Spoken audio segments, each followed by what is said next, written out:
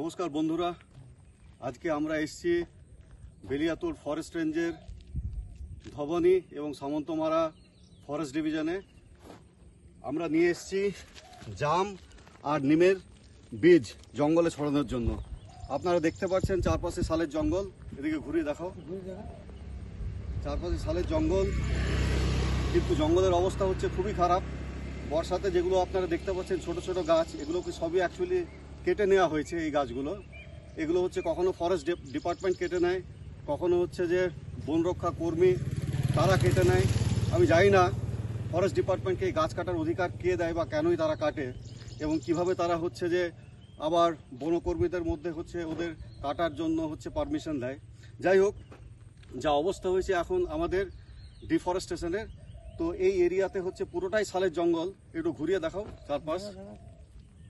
সেই শালের জঙ্গলের অবস্থা এতটাই খারাপ হয়ে গেছে, জঙ্গল বলতে কিছু নেই। যে কটা গাছ আপনারা দেখছেন রাস্তার পাশে গাছ আছে, ভেতরে হচ্ছে সবই ফাঁকা।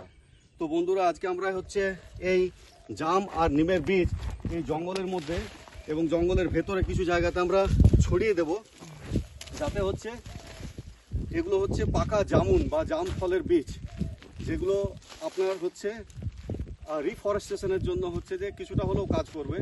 কেননা এখানে হচ্ছে শাল গাছ কেটে নেওয়ার একটা প্রথা আছে, কেননা শাল কাঠ খুব ভালো চলে।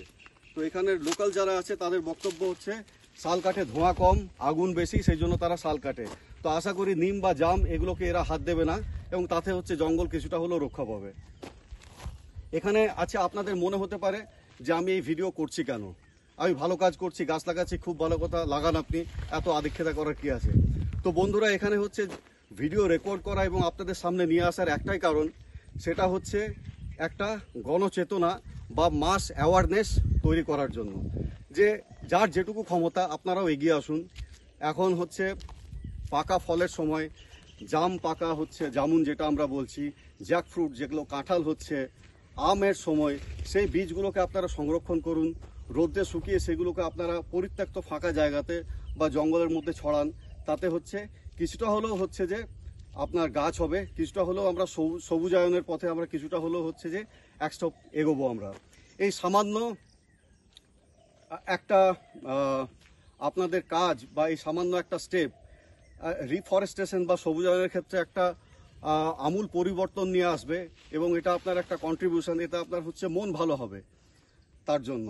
তো আমি এইটুকুই আপনাদের কাছে আবেদন করব, এবং হচ্ছে যে এই সবুজায়ন করার জন্য হচ্ছে আমরা যেটুকু একটু একটু স্বল্প আমরা হচ্ছে যে কন্ট্রিবিউট করতে পারি, আমার সবার কাছে অনুরোধ রইল সেটুকু করার জন্য। ধন্যবাদ।